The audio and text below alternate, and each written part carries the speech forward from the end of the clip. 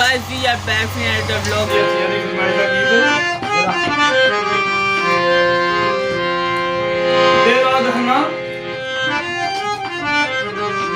अपने गम का इजहार करती पई है।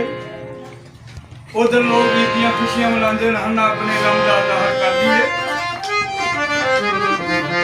आज क्या है?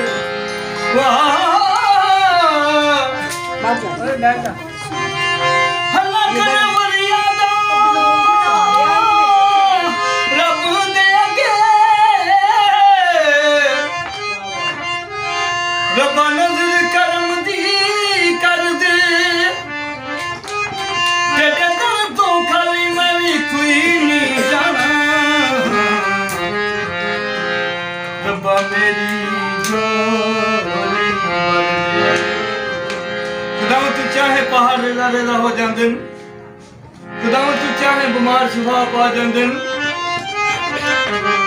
खुदा तू चाहे बेलादन राज मुहैया करना सो खुदा हजूर चुकी हन्ना। आज क्या है? करे हुकूमत वार मिटल जाद,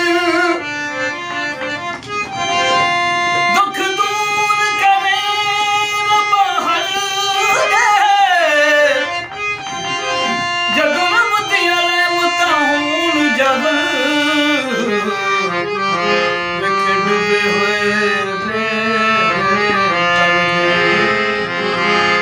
सिर नूं झुकाया है, सिर नूं झुकाया,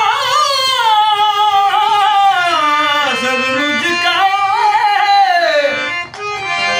रब सुने वा भर के चला